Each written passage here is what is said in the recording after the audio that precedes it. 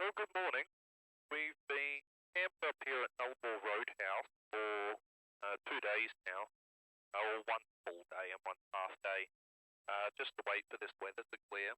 Looks like we have a little bit of a window today, so we can see the clouds are lifted. They're at about 2,500 feet. The weather's still a little iffy towards Juna, which will be our next stop, which is about, what are we looking at here? 155 nautical miles away, so we're looking at roughly an hour 45 to get there. So the conditions there right now have a little bit of low cloud, sort of around 1,400 feet, but the weather forecast is that will lift as the day goes on, and it's actually fine up until our next sort of emergency strip if we need it. So I'm going to make the decision to head there. I have topped up the fuel tank, so if we do get halfway along and it looks like crap, we'll just turn around, come back here and spend another night.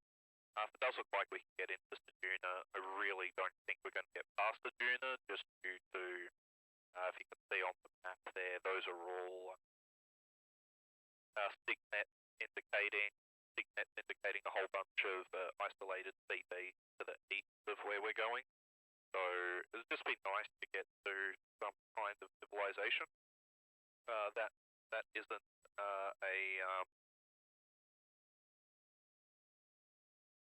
the pressure to get the trip done. Oh my God, well, fuck off. Yeah, so realistically, I don't care if we have to turn around and come back here, but I am going to try. There are 4 airstrips along the way that I can drop into if the cloud does get lower than what I think it is. I've got one here at Galata Mission.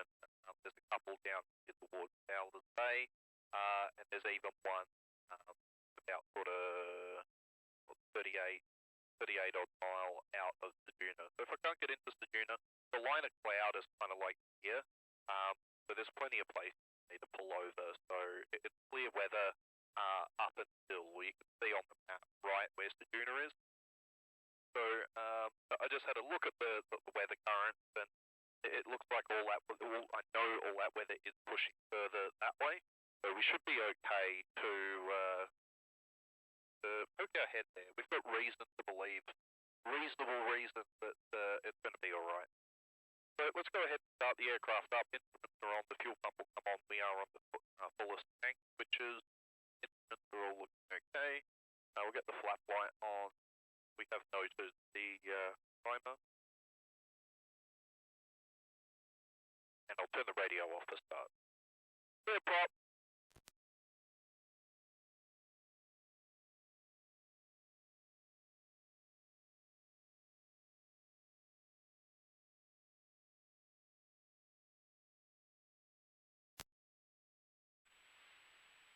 There we go. So we should be up and running now. First have to start it on the choke. I'm going to move ahead so I don't blow all the workers' stuff away. Let's clear the choke away. Yeah, so it was a pretty exciting little landing to get in here, landing on the road. The conditions are looking a little bit more suitable, and I can kind of drive around and have a look at what this runway looks like. If I don't like the runway, we will use the road to get airborne, but the windsock, this runway actually is, you'll see why I didn't pick it, even if the wind was somewhere close to pointing down it. It has a 30-degree bend in the runway. There's a large bend in this runway, so I don't really like it because of that, which is obviously pretty understandable. I don't really like changing direction 30 degrees halfway down a runway. Total fuel on board, we've got about 105 litres, giving us about 99 litres usable. So I've got, near on 5 hours of endurance, we'll call that 4. So I can get all the way to Seduna, turn around and come back here. We shouldn't need to do that, but let's go ahead and just run the flaps through their full range.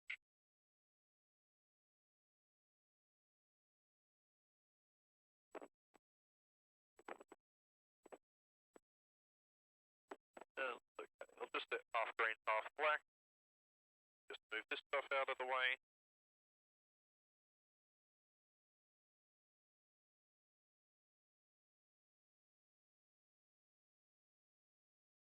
And flight controls are full and free. Just set ourselves up with a little bit of trim here. Just keep an eye on this. So we are charging. That's the important thing that I'm really sort of looking at here. The fuel gauges are indicating. I can see fuel tank. I'm trying to blow all of the flies that are stuck inside the cabin. Because one of my biggest annoyances in flying little aeroplanes when there's a fly buzzing around. And I did see a giant wasp in here as well, so I'm a little concerned about that. That there might be a wasp making its life. Oh, yeah, one of those big things. Can you please stay away from me? It must have left. They really must like the white aeroplane. Oh, there's two out there. Ugh. Anyway, yeah, there was a giant wasp in there, but when I came back to the aeroplane, it was gone. So I'm hoping that it made a bid for freedom and went somewhere else.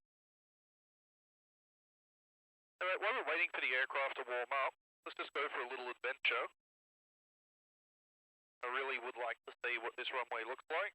I'll just chuck out a cheeky radio call just in case. Nullarbor Roadhouse traffic, Lightwing 1679 is entering backtracking. North-south runway, just restricted to Nullarbor. I don't know what the runways are, and I don't know how you can give these runways a number when there's a bend in it. Sorry, you'll see the bend coming up.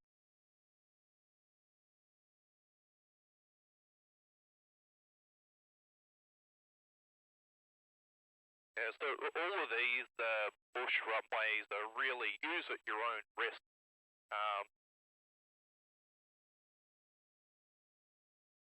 Is that a snake? No. There's just so much crap. People aren't trying to do burnouts in the middle of it.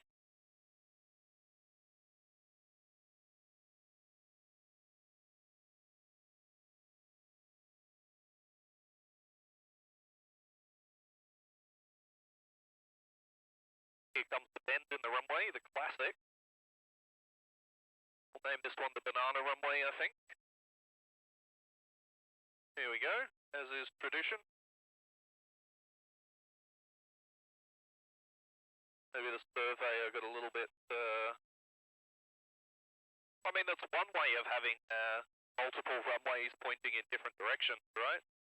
Is just have a runway that points into all directions. This is that windsock. It's a bit of a lie. I might even call them and ask them. So that windsock over there is it's wrapped around the pole, so it actually indicates that you're way off. That the wind's way off where it actually currently really is.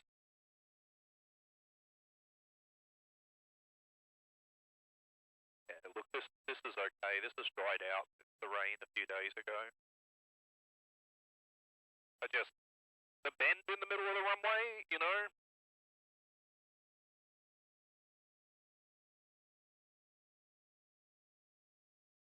I'll turn around and see if there's enough runway there for me.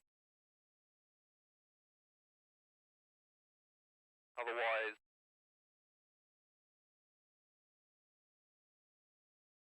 we will be using the road.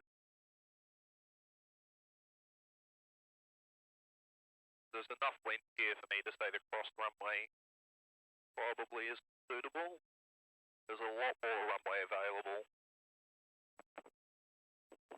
I could 10 knot crosswind.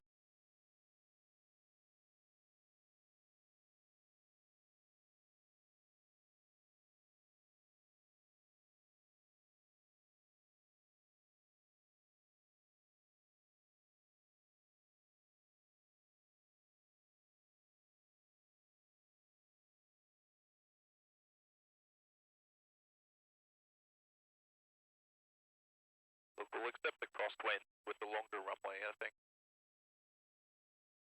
When I landed here on the road, it was about 20-25 knots, gusting around a whole bunch. This is only around 10. The aircraft can handle about 10.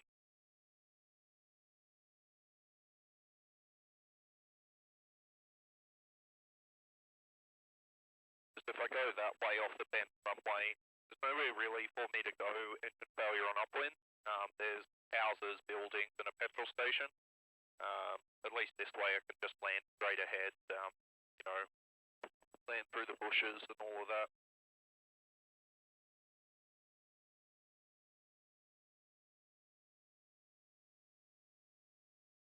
One zero.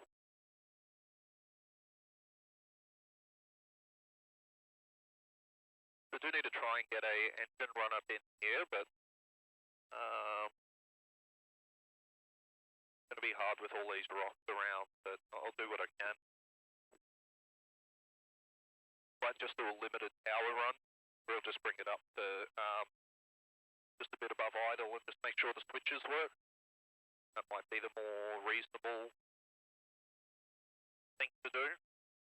Let's just quickly do that now. Okay, I do see a mag drop. Just it's very rocky. There's lots of small pebbles around, which is a risk to the prop. So we're just waiting for this oil temp to just sneak on up here. The water temp has come up to takeoff hour, or takeoff temperature, sorry. May as well brief myself. So this is going to be a left-hand seat takeoff. Takeoff power, we're looking for a minimum of 5,000 RPM. If anything goes wrong on the runway, we're going to close the throttle, stop the aircraft on the runway. If anything goes wrong after takeoff, we're going to land straight ahead. We've got a whole desert plain in front of us. We'll be looking for gliding at 65. Anything after that, well, we've got a road straight ahead of us. We'll take the road as long as there's no trucks on the road. And after that, well, we'll just fill in the emergency. If anything doesn't look right on the departure, we'll go ahead and turn around and come straight back. There's nothing for us downrange, so we'll just make that decision early to come back. Other than that, flight controls are full and free, flaps are set, I'm strapped in. Door can now come closed.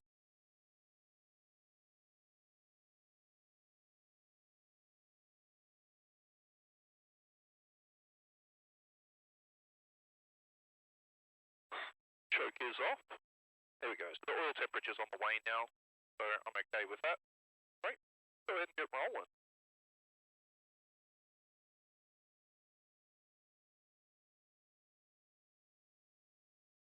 We'll just stand the power up a little bit, get a little bit of velocity. We'll just keep slowly standing the power up with the stick a little bit aft, a little bit of cross control, aileron into the wind. There we go, speeds are alive. We'll keep standing up the power. Keep standing up the power. There we go. There's 45. There's 50. We'll just hold the nose. Leave it there. Aircraft will fly when it's ready.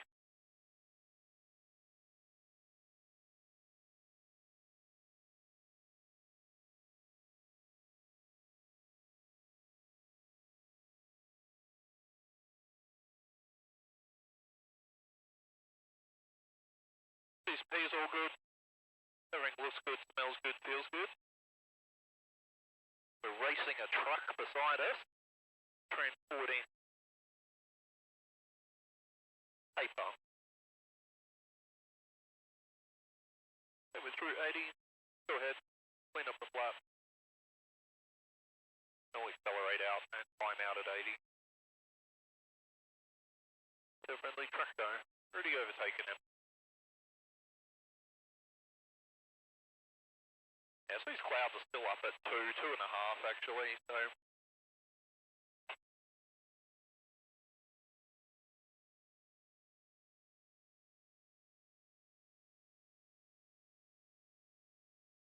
Might just enjoy the calm conditions down nice and low.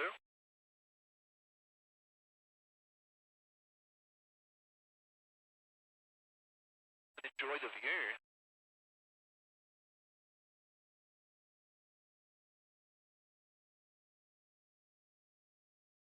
There we go, we're through 500 feet.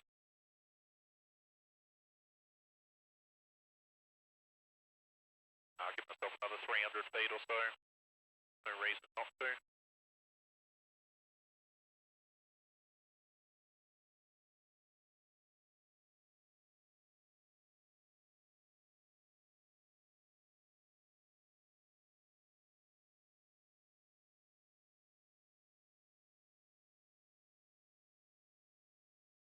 we go.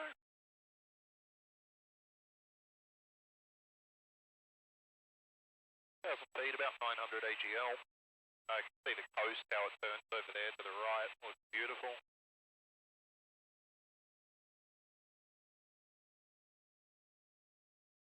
And I'll bring the power back. I've set about 26 inches. That should get us somewhere about the cruise power. One of the nice things about this setup, okay, there's not many nice things about this cockpit, is it does have a manifold pressure gauge. That actually really helps in teaching people, the students I was teaching in this, just transitioning to a bigger aircraft, the RV6. It's a lot nicer having a manifold pressure, even in a fixed pitch prop, because it does teach them a little bit of the relationship between manifold pressure and RPM. And it does make it easier when you start learning the manifold pressure to altitude. That really makes things easy. I know at below sort of 1,500 feet, 26 inches gets me just sort of under around anywhere between 5,000 and 5,200 RPM, which is your cruise power for a Roadhouse. And if I go any higher than that, sort of 3,500, about 24.5 inches manifold pressure, and anywhere above that, I was up at, what was I, 7.5? I think I was at 7.5 on the way here, and there I could use, I was just using 23, maybe 22 inches of manifold pressure. So you could just set that, and what that helps with is you're just not chasing the RPM around on the fixed pitch prop when you're going through turbulence. You pick up a little bit of turbulence, the prop digs in, RPM slows. Just helps you not chase the thing around all over the place.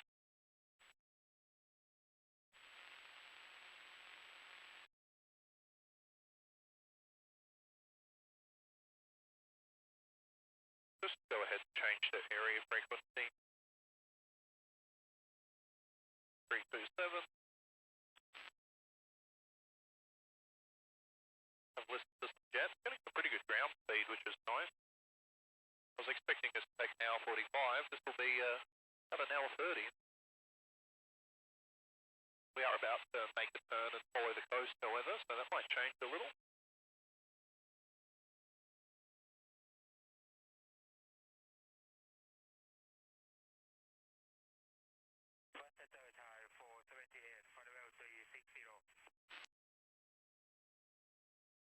Oh, coffee. Yeah, so this is pretty much the end of the Great Australian Bight. Well, no, it is actually still part of it, but the cliff kind of ends sort of around here. It goes to a little bit more sandy. You might see coming up soon some of the sand dunes off the right-hand wing there. Pretty beautiful. It's a lot nicer when you can have blue skies and you can actually get over there and see it all, but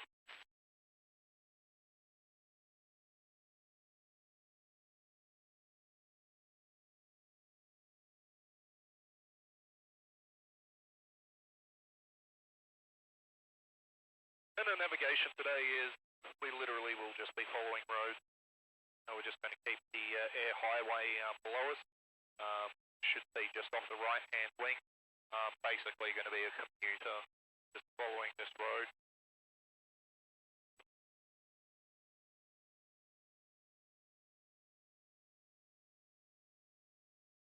There's just not a single reason why you wouldn't.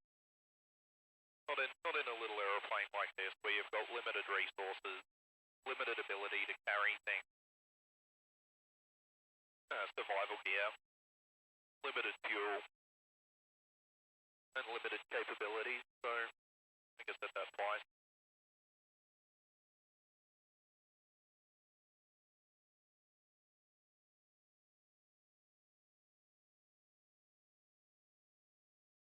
It might feel like that you lose a little bit of the advantage of having an aeroplane, but there's no point having a problem with an engine or fueling or anything. you get stranded out in the desert, and the desert kills you, not the aeroplane. Would be very silly. Or the ocean.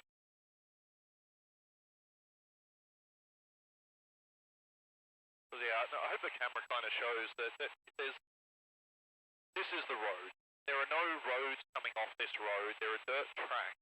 None of these dirt tracks are named or numbered or anything like that. It's the choose your own adventure style, and there's nothing. Absolutely nothing. In this part, I don't even think there's any battle stations or anything like that. Just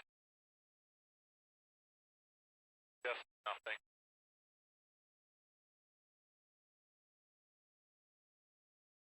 I really like experiencing this actually.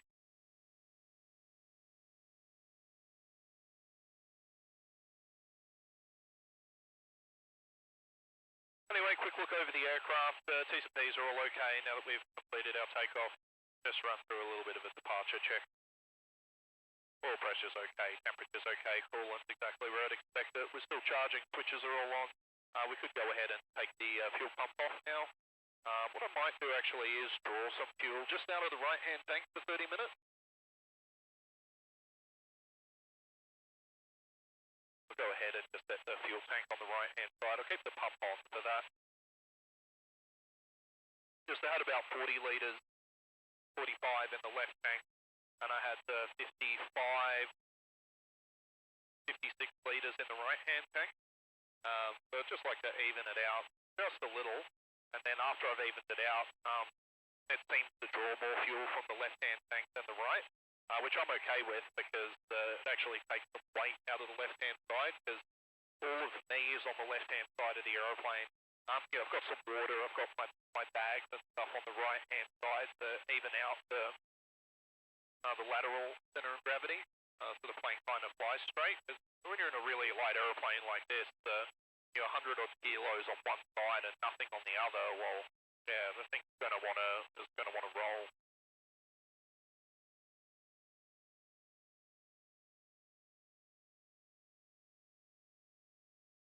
So just try and manage the fuel like that, where I'll take an hour out of this tank, then I know I've got 20 litres in this left tank, especially if it's got 40 litres, and then I basically can run the other tank completely empty if I need to. I get to a fuel critical state.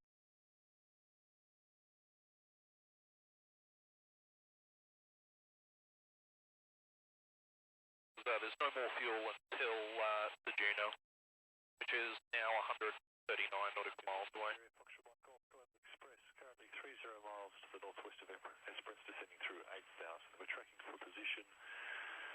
Whiskey Bravo for the RNAV Genesis Runway 11 and estimating Esperance at 45. Fox Mike Golf, send a copy. That's so crazy. Good day, Telford 38, maintain flight level 350. Hey, that's a big jet, but somehow Esperance is, I think like 1,500 kilometres behind me. I'm able to pick up a transmission from a jet.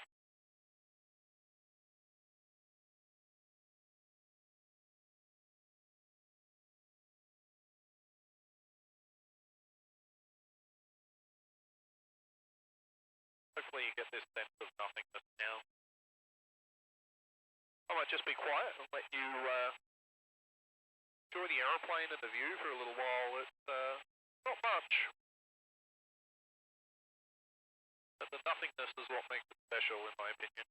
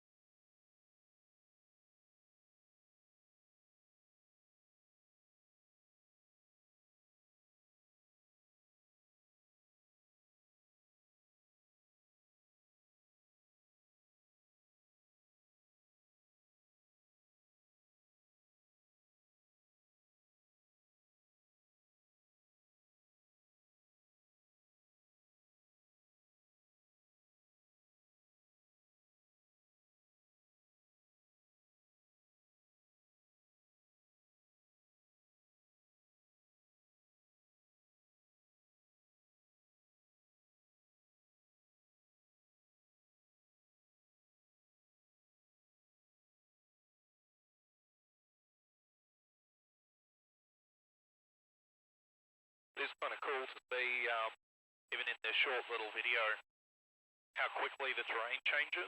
I don't know if you might have noticed that all of a sudden there's surprise trees everywhere. This is the other side of the tree line. So I think in the other video, the very first video, I mentioned tree line out west. This is tree line east, and all of a sudden there's greenery. Still sandy underneath, but this part actually gets rain.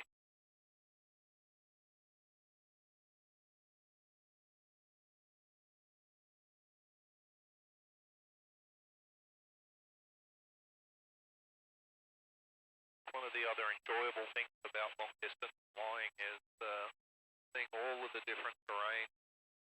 Delta 8, Velocity 681, follow level 36 RF. Velocity 681, Melbourne Center. Out on the desert, you've pretty much got anywhere you can land. Here, now you can see my choices are a lot more limited. I literally just have the road.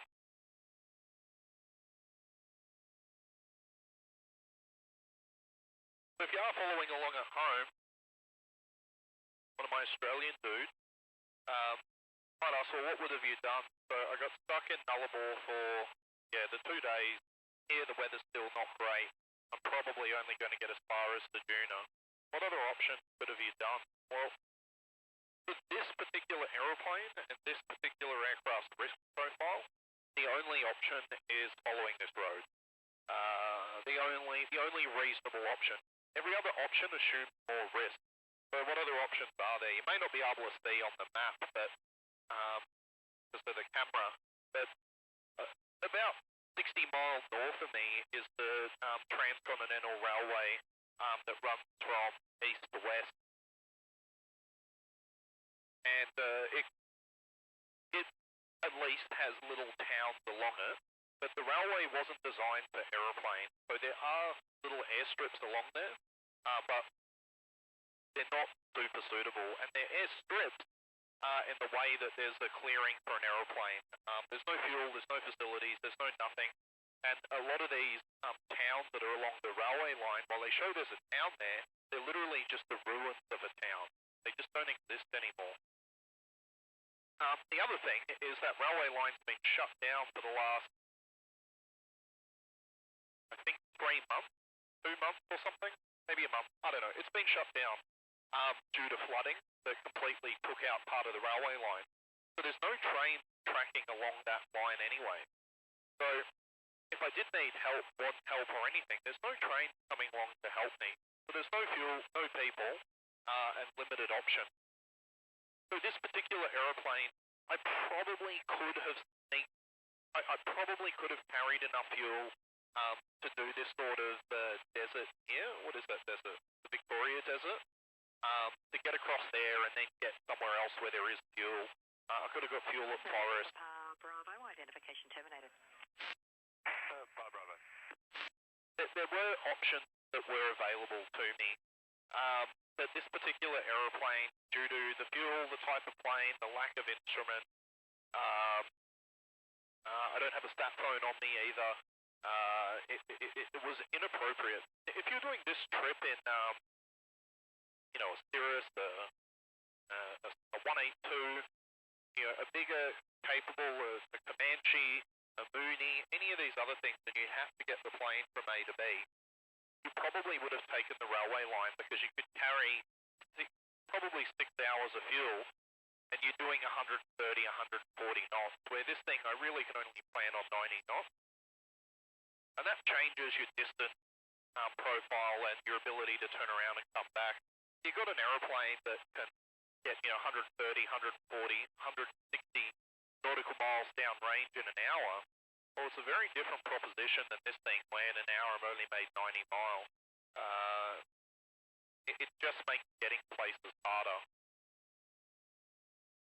The other option, if it isn't the railway line, is actually right up through the middle of Australia, which would be through Alice Springs and all that way. So I would have tracked sort of northeast out of Perth and gone up to Alice, again, it's the same thing as the railway line. You could have done it if you had a more capable aircraft that could go further with the amount of fuel it carries. Yeah, so that would have been an option, but with this little aeroplane, it's not. The other thing is timing. So in a day, with an aircraft that only does 90 knots, you really can only plan to do maybe 500 to 600 nautical miles, and that's if you're pushing, because you need to stop and get fuel. The problem isn't that you can't carry the fuel to do 600 nautical miles. You can in this, but it would be low. The problem is if there's plenty of these stops that are along the way, that if you fly past them, you don't have enough fuel to turn around and come back.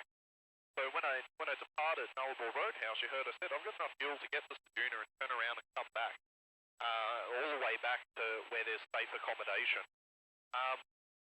Well, you could fly this thing for 4 hours and burn through 80 litres of fuel and still have 20 to 40 litres left on board. The conditions here across Australia mean that you are committed to getting to where you're going. And as soon as you're committed to get to where you're going, if anything changes downrange, like it has for me, like the weather's changed or developed more than what was forecast, you're fucked. You have to get in. And if you don't get in, you're either landing on the road or you're crashing or you're doing a forced landing somewhere, or you're basically going somewhere you didn't want to. So it actually limits your option. So I would rather keep my options open, carry enough fuel to do absolutely everything that I need to. And my option is always to get back to somewhere that I just came from. And when you think about that and you think about your fuel planning in that sense, it does make it a lot harder. Okay, 45, center.